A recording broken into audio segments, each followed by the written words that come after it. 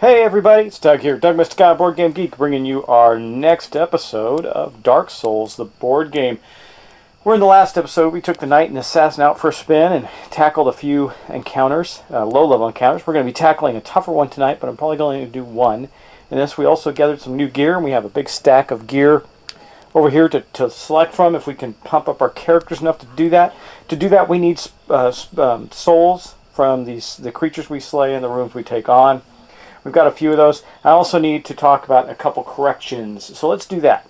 So the first thing I'm going to talk about is the first player token. So I had shifted after they both went in the middle of the round. You don't do that. When you first enter a room, you get to pick the player that's going to be first. So if I say it's the Knight, then it's going to always be the Knight. And they're going to keep wrapping around at that point for that encounter. Now every time I go to a new encounter and I move into a new room for the first time, I can then pick the first player again. So that was a mistake I wanted to correct. And then one more. And this one's going to lead us into our next encounter, actually, is you see these red spaces where we actually place the minions. You cannot start when you enter a room on a red space. I've done that in one of the encounters. I think it was the one up in the far right. And you cannot do that. So, for example, since we can come into this room from either the south or the north, I'm probably going to come in from the south so that we can go here and see how that goes for us, because there's going to be monsters here and here. So those are the two errors. You can't start on the red spaces. And there's some fiddly things like that that kind of, it's easy to forget. And I don't have to pick my start player or who has aggro yet. I get to look at the encounter, but we do know that both of our heroes are going to come in right here. So let's just get started and take a look at the encounter that we're going to face. Ooh, so we got some new creatures. I got to look up and see what that one even is. It's going to be rough for us. I believe that is going to be... I'm looking for the symbol. That is going to be the large hollowed soldier, and we're going to show what that is. I'm going to I think I have a snapshot of that, but if I don't, I will pick it up and do one. And then we also have the silver knight swordsman. So we got all these guys. We also have a barrel and a treasure chest. So that part's good. This is going to be a pretty rough encounter. So let me get it set up, and we'll get going. Okay, so here I have the room set up. This is going to be a very interesting turn. So let's take a look and see what's challenging for us with the silver knight swordsman, which are really close to us, and the large hollow soldier. So as you can see, the silver knight swordsman is going to has some special abilities. One, he's going to go after. He's going to move 2 towards the. And we look at the symbols on the back of the book. This will help us. But he is going to move 2 towards the nearest character, followed by attacking with 5 damage. There's a couple of symbols on here. One of them is, I think that's everything in a node. That is pushback and characters. So we kind of want to split up. We don't want to take all this damage because he's going to attack everybody. He's got a range of 0. He's got a dodge requirement here of 2. That's going to be challenging for us. That means we need 2 successes to dodge him. I think it's because he's got a big giant weapon. And we'll take a look at that and see how that's going to affect us. I got to really think about this before we enter the room. We got to decide on which characters are going where. Now, let's take a look at this hollow soldier. Now, he's got 5 hit points. That is really tough for us. He's only got 1 defense. The silver swordsman have 2 defense.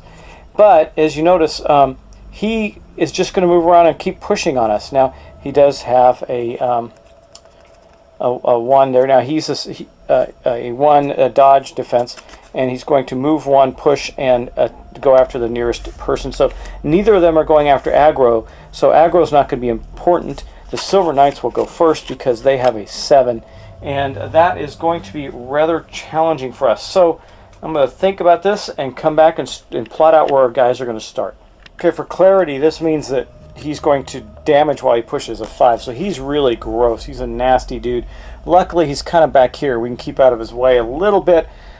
So I think what we're going to do, since the Silver Knights require 2 dodge, I think we're going to have to go with our knight up front and our assassin behind there, because they're going to push the knight, and that's not a bad thing, because if they push the knight out of there, it's going to give me the opportunity to back up and use the firebomb right away.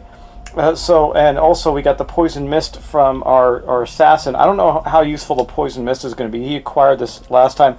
It does put poison marker on everybody in the node. That is pretty good. That's if we spend 3 stamina to do that.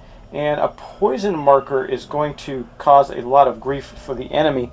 You know, let's see. So here's our setup. Knight's going to go in there. But as you know, the monsters then go first. So our silver knight swordsmen are going to go. So we're going to activate these guys. They are 7. So if we move this guy up here, and hold on, let me check something. Just want to double check on their abilities, make sure I'm doing it right. So this is kind of bad because he is going to move here. This is what I was checking, because they got 2 movements. So this isn't as good a scenario as I had hoped. But I think what we're going to do, because this might help us some, is he's going to move here. We're talking about the Silver Knight, and he only has to move 1. He's moving into that node, and he's going to attack for 5 damage. He's going to everybody in the node, and it's going to give him a 5 damage onto the knight. Now the knight does have equipment. Basically, he's got his armor and shield right now, which is going to provide him with 2 dice, or 1 blue die, 1 black die, because this is actually physical damage for a change. I mean, we had those crossbow hollows that were doing a lot of magical damage. So this is what he's going to get to block with, or rather defend with, as the knight comes in and attacks him. Now the knights only have 1 health, but they do have 2 physical resistance. We have to do 3 points of damage back. We're not doing that right now. Now, because the knight is pretty tough, and he's got this big weapon, the Silver Knight swordsman, he's going to attack that whole space, that whole node, but there's only 1 person in the node, so that's okay. Let's see how well our knight can defend. He defended against 3 of 5, so our knight actually took 2 points, which is going to do this. That's not great. That's a pretty rough start. I was hoping to do a little better, because we could with that blue die. And then he pushes the knight. Now, I have a choice. I could send the knight back here, and then he's going to end up moving all the way up to them, because see, they do have 2 movement. Yeah,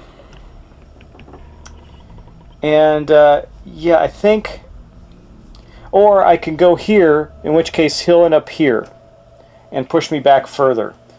That will put me out of harm's way of the large hollow soldier, but it'll give me a choice, because if I go there, I can choose which way he goes. He could go here, or he could go there. Yeah, it's a tough choice, because either way. So right now he's here. This guy's here. He gets pushed. I have to decide where he's going to get pushed. And I think, see, if he does that, the Silver Knight's going to follow up on him and hit both of them. So I think he's going to get pushed to there. Okay. Now, this knight's going to come in and go 1, 2. He's got 2 movements, so he's going to end up there where he attacks our knight. And let's roll and see what he gets on this one. Only 2. Wow, so he took 3 more points of damage. That is very, very bad. He is already hurting. Now that blue die has a number, like at least mostly 2s, and we didn't roll that, so that's bad. And this one we could have blocked all that damage, but we didn't.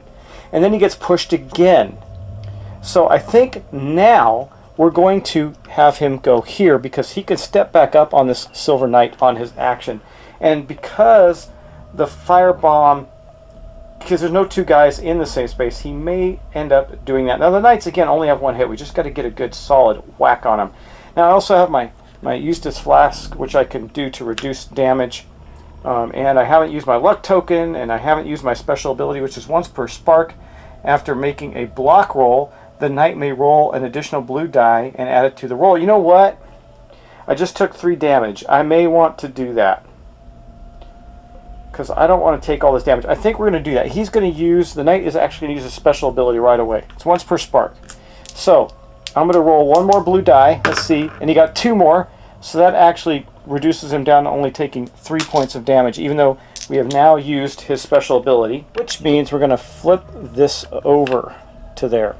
Okay, and that's the end of the knight's turn, the Silver Knight. Okay, so now we got the big guy here, the large hollow soldier. He's going to move up there. He can only move one. You can see him up on the screen. If he had moved into a space with the nearest enemy, he would have done 5 damage in a push, but he didn't. He just moved up there, and that's going to be the end of his turn. Now we go on to our knight. Okay, so now we're going to activate our knight. Now I gave him the first player token, the aggro token, though the aggro token in this particular scenario is not going to matter much. What he's going to do is push up here, and we're going to use 4 stamina, and I'll show you that in a second. I'm placing 4 stamina out to use the big ability of his long sword, which is to give him a blue and a black die against this silver knight. I don't know how we'd kill him otherwise. We need 3 total hits. Let's see what he can do. He got 4 hits. That is awesome. So again, with the silver knight swordsman, they got a defense of 2 and hit points of 1. So he popped on here and killed the silver knight. That is good, because that's going to reduce the amount of devastation that we're going to face when we take on these guys. Alright, well, that is the end of his round, so he's going to get plopped on quite heavily. Now, I do have a choice to make with this silver knight, who's going to go before the large hollow soldier. And theoretically, these 2 guys here are equal distance away. They're 1 node away. So I think what we're going to do is have him this turn go after, because the big guy's going to come after him. He's going to go after the hollow knight's going to go after our assassin, and I'm okay with that. And what we're going to do there is he is going to then attack for 5. He also does his push, but we're going to dodge. And to dodge him, we're going to need to roll 2. We get 2 dice, and I kept forgetting that actually last turn. As the assassin, he's got dodge of 2, so he gets 2 dodge dice. He has to get 2 successes to get away from this silver knight swordsman. So let's see if he can do it. He got nothing, so he took all 5 points of damage. Wow, our assassin looks pretty bad here. So first off, he did choose to dodge, so he's going to lose his stamina, but then he is also going to take 2, and he didn't dodge anything, so he took dodge is an all or nothing thing, so he took a total of 5 points of damage from that. That is really bad. Now, it says once per spark, after making a successful dodge attempt, the assassin may attack. He did not succeed, but he is going to have to move, and I think we'll move him here.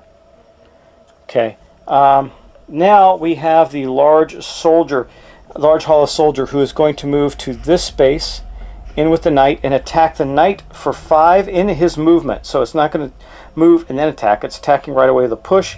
The knight again has an armor that's going to give him a blue and a black die to defend against.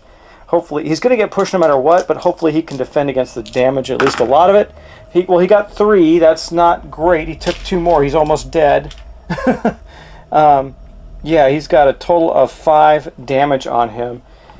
I wonder if I should use my flask before he gets killed. I'm not sure. I'm thinking about it really big time.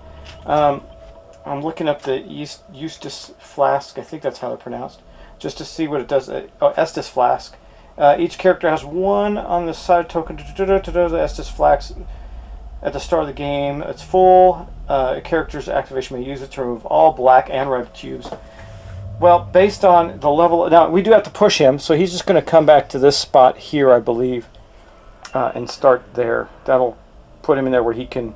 He's going to have to defend against that knight anyway, I think. So he is going to then... I got to look and see. Does he have to use it on his activation? Let's look at that. Each character has 1 flask. At the start of the game, yes. During the character's activation. So we are currently going to activate him, because we've activated both characters, so it is his turn. He is going to use his Estus flask, which means that we may have to use a spark when we go back to the campfire. Well, we're going to have to try at least, I think. So he's going to flip this. That's going to take all the cubes off of here, both black and red. And he is perfectly healthy, and he still gets to attack. So we're going to put 4. Now, he'd normally get to take 2 off right at the beginning of his activation anyway, 2 of the 2 of these cubes, but we're going to take 4 stamina again to use his longsword on this silver knight and do basically a black and a blue die. So hopefully he's going to get this one and see what we can do. 3, that's enough to kill this guy right here. Boom. Oh, wait. Wait, did I do that right? Yes, I activated both of them. He took all that damage. Yeah, okay. And our guy took the damage and got pushed back. So we're good. So we have slain the other Silver Knight Swordsman. That is awesome. And that's going to be the end of his activation. So now we're going to activate the Hollow Knight, the Hollow Soldier. He is going to move to the Knight, I believe. That's what makes the most sense. God, this encounter really did no good for our Firebomb and Poison Mist. It just wasn't useful to use at this stage. Though our Assassin may use it this turn. We'll see. Because he didn't have to roll dice. He's just going to get... But you know what? We can't, because that affects... I got to look and see if that affects all enemies or all targets, because damage all enemies on target node. Okay, so we will be able to poison him. That might be useful to do. We'll think about that. Okay, so he moves there, and he hits the Knight for 5. The Knight is going to again get, since he's healthy, he's in good shape, he's going to get these two to defend against the large Hollow Soldier as the Hollow Soldier moves in there and pushes him. And he defended 3, so he only took 2 of the 5 points. Mark his sheet on that, and that is going to be the end of the Knight, the Hollow Soldier's activation. Now we go on to our Assassin. I think what the Assassin could step in and do a devastating blow with 3 dice with his S-Stock, but I think what he's going to do, which would make more sense, is to swap out his Poison Mist currently for his shield, which he's going to do, and then he's going to use the Poison Mist. He doesn't have to, he's just going to use 1, so he's going to use 1 stamina to use the Poison Mist and mist up that bad guy right there. I need to get a poison marker out, and we'll put that on that bad guy right there. And what the poison marker does, just to give you an idea, is at the end of the model's activation, it suffers 1 damage, and that avoids armor and everything else. So unfortunately, that is the only thing the Assassin could do. Well, I could move. He might as well. I think he'll move here just in case we want to move him in. That doesn't matter. He'll just stay where he's at. I can keep the Hollow Soldier on our... oh wait, I forgot. I need to bounce him out. So I think we'll move him right to there. I had to bounce him out when the soldier moved in and attacked because he automatically pushes, and I got to remember that. All right, but so the Hollow Soldier is poisoned, but he then does get to activate, and I think he's going to attack the Knight. So we're going to move him up to here. It's going to do the same thing, so we're going to have to defend against this. This is bad because he's hurt, so we have to get some luck. Let's see what he gets here. 4, that is awesome. He only took 1 more, though I'm going to tell you he's not in the best shape because he looks like that. Yeah, it's not the best shape at all. But this Hollow Soldier does take a point of damage from the poison, and I do not believe that poison goes away. It just says at the end of the model's activation, if it has a poison token, it suffers damage. So there's nothing that removes that poison token as far as I can tell. So I think we get to leave it on him. He gets to suffer a point of damage each turn. We just need to survive long enough to do that. Take it back, I lied. We take that poison token off. It affected him and then does the damage. So it's at the end of the activation, remove the token. So he took the poison damage at the end of the activation, and the token was removed. So now we are at the Knight again. The Knight recovers 2 stamina. So we're going to take 2 stamina off of him. And I think we're just going to smack him and then perhaps move away. Now, I don't want to use all the stamina, and that it's bad. So we can do a 0 stamina attack on him for 1. And we'll do that. So let's do that and see what we get. So we did 3 points, 3-point attack to the large Hollow Soldier, which is going to do 2 points of damage because he has 1 armor. Which we'll just remove this one here and put this 3 on him. He now has 3 of the 5 points of damage we need to do him in. Let's hope we can get it done. But it's back to its turn, and it is going to attack, of course, our Knight. So our Knight is going to... It basically doesn't... It's moving, but it says it has to move. Does it have to move to do that attack? Because the large soldier's movement attack is a movement attack. Let me look at this and just double check to see if he has to move. So maybe putting the Knight there wasn't the wisest idea, because our guy is going to have to dodge out of the way, our assassin. But you know what? I forgot to take... No, I didn't. I take it back. I said I forgot to take his stamina away, but he'll do that at the beginning of his activation. I'm thinking here. push character while moving is the thing I'm looking at, and I'm wondering to myself here, because it doesn't really explain it very clearly, if that push during movement has to happen. Let me look here. So I'm going to look at movement. I'll be right back. Okay, no, he doesn't have to move into there. He's effectively moving and pushing the knight at the same time. So he's going to stay there with the knight. The knight's going to defend. He's got 2 dice, so hopefully he does well. Let's see what he gets. He got a 3. That means he takes 2 more points of damage. He's not in very good shape, but he is surviving this encounter. And I will show you now. Remember, he doesn't have his Estus Flask, so he's just taking the hits. Let me show you. This is what he looks like right now. So now it's going to be the Assassin's activation next, so let's do that. But we have to move the knight first. Okay, so I think we're going to push the knight. We'll push the knight back here into the corner. And then that was his push after taking the damage. Now we got our Assassin's activation. I could do the Poison Mist, or I could just go in and try and kill him. So the first thing that's going to happen is we're going to lose both of our stamina. That goes away, but we're going to keep it because I think he's going to run in with his S-Stock and do 3 dice of damage, which will mean he needs to spend 3 total stamina. So we'll keep this 2, and we'll add 1 more. Now he can only take 2 more hits before he dies, and I would have to choose now to use his Estus Flask. I'm going to try not to, and we're going to get 3 dice to see if we can kill this knight. Or a soldier. Okay, so here we're going to make our attack. I forgot to move him. I need to move him in there. We got 3 dice. We basically need to get 4 total on the 3 dice. Not only did we get 4, we got more. We got 4 right there plus 1, 5. So we did -1. We did an additional. So this goes away. We did a total of 4 points. We needed 2. We killed the large hollow soldier, and we returned to the bonfire. All right, now I have to make a choice. I got to look this up because I think.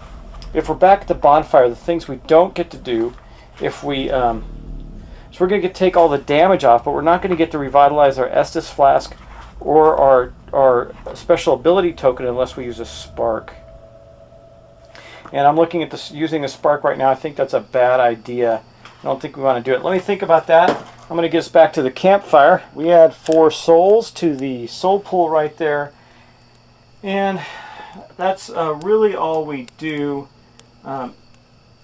Yeah, we're gonna lose all of the damage, which is good. So I'm taking all of the stamina and damage off the 2 characters. The question is, if we use a spark, I'll reset that encounter. I don't think I want to.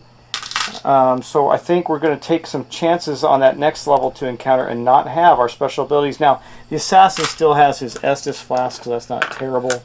But we do have a treasure chest to open, so I flipped the treasure chest open in the room we were in, which is going to give us a 2-item draw. Let's see what we get. Ooh, heal. That is really good. I might take this in place of the poison flask, but we need a 23 faith, and that would require me to use all 4 souls to bump the knight's faith up. But man, that's really good. Or we got this black iron shield, which is really powerful. It is a knight item, and it requires a strength of 27, a dexterity of 37. We have none of these. We got to get to tier 2 on all these. So we're going to put this on top right now. Plus we got a bunch of other items that we haven't been able to access or use yet. I'm not sure if we will. But we might swap out the firebomb for the heal with the knight, because he's the only one that could do it. I got to think about that. So do we want to spend our souls beefing up the knight? Do we want to get more items? It would cost all 4 to get the knight up to have the healing spell. But the healing ability rather. Yeah, because we need a 23, and we're currently at a 15. If we bump it up, we'll be exactly at 23. So 0 stamina, 1 character within range gains 1 stamina and 1 health. It's pretty good. And for a cost of 3 stamina, 1 character within range gains 4 health. I mean, we almost got to take this, guys. It's too important not to. But that means we lose our fire bombs. Because, again, there's no way for our assassin to get up enough faith. And I don't know what that next encounter is going to be, but it seems like healing would be good. Because especially with the fact that the knight has used his Estus Flask. God, what a rough call, right? Rough call. Well, I think we're going to do that, though. We're going to spend all 4 of his souls to bump his faith up to 23, which will allow us then to pick up. Now remember, if the item is in our pool, we don't have to do anything with it, but we do pick up this healing spell, we're going to take this out of our backpack here. It's the only item we can have, and the fire bombs are going to go back to the fire. Now that, again, that all it requires is that faith. So now we have that in our pool that we can use as an item. That is really good. We did defeat a couple of level 2 baddies, which was fun. We got some additional treasures. We have not used a spark yet, and we're on the last room. That is really awesome. So, but if I use a spark, I could go back into that same room, fight these two guys again, continue to get sparks so we can get on to the second encounter. I got to think about that. I may want to do that, but if we do that, if we actually go to the campfire, the bonfire, we can use a spark. So when the party rests at the bonfire, the following effects occur. Turn the spark dial down. Flip the Estus Flask token. Flip Heroic Action token. Flip all luck tokens. Turn all encounter cards face down. So we would have to go back through them again, at least 2 of them, to get where we want to go. But that would give us additional souls. We could pile up souls. I got to think about that. This might make this video longer, but it might be worth it. Let me think. But anyway, this is going to conclude this episode. So I'm going to, again, direct you toward some other channels. And again, they're very easy to find. And all you really have to do for a lot of these is just go to the Tube Tables Guild and find them on BoardGameGeek.com. You look up guilds, you go to Tube Tables. All of us are listed there. I'm going to mention, first off, Robert Orrin, who's also affiliated with the Dice Tower. I believe, and I've got to go back and look, but I believe he did some painting on Dark Souls miniatures as well as some other stuff. So he's got great videos. I'm going to recommend you go find it. Robert Orrin, that's how you can find him on YouTube. And again, I think if you go, he's affiliated with the Dice Tower a lot too. And I don't know if he's still doing it that way or not. I'm not sure. I get confused. But it doesn't matter. He and his family do great videos, and they're enjoyable, and he does a lot of cool painting. And these miniatures are pretty neat, so if you painted them up, they're going to look awesome. Now, I'm going to also, there's also Gaming with Naramis. You can find him on the YouTube channel too. He's been doing a lot of cool stuff. And, you know, last time I mentioned the One Stop Co-op Shop. But also, I'm going to mention one more, and I know I'm running through these quickly. I'll mention 2 more, actually. I'm going to talk about Paul Darcy. He's doing Dark Gothic, which is a deck building game based on one of my favorite games, A Touch of Evil. So check that out. He's doing that right now. And remember that Ricky Royal, who is one of our other Tube Table Guilders, who's been doing awesome videos for a long time, has his new game coming out, Renegade. I have it. I have a press kit copy, which I'm going to get to the table after this playthrough. So I hope we get to do that soon, because I'm going to go on vacation next week, and I'll be out for a little bit, and I'm concerned that I won't be able to finish this and do that in time. So I'm really going to push the envelope and try. Hopefully we get that done. I may even take one of those with me, or Renegade with me, and film it while on vacation, which might be interesting. So guys, again, let's end it tonight. That's the end of the session. Thanks for watching. Thanks for subscribing. I really do appreciate it. This is a fun game. I think I may have made a little error with the aggro token, because I think if there's equal distance between the 2 characters, then the character of the enemy will go toward aggro. I got to look that up. I'm not sure, but either way, we would have probably beat that anyhow, because we had more than enough opportunity. I do want to think about whether or not I'm going to stop at the bonfire and use it and go through these encounters again, or am I going to try and push on to the next level to encounter without my Estus Flask and with both of our special abilities used. I have to think about that. Guys, I do have both my luck tokens, which does give me a reroll, and we have the heal spell. I'm probably going to try and push on. We'll see. Thanks, guys. Talk to you next time. I really appreciate it. I hope you're enjoying it. Trying to minimize my special effects. Somebody didn't like my campfires, so it's getting in the way. Sorry, guys. I'm going to try and do creative things from time to time to make the videos more enjoyable, especially storytelling type dungeon crawlers. So, guys, thanks so much. Talk to you next time. By the way, thanks for all the subscriptions, all the likes. I love it. Thank you. I'm really trying to push toward 4,000 subscribers. I'm so close. Probably less than 150 away. So help me get there, guys. Spread the word, and I appreciate it. Take care.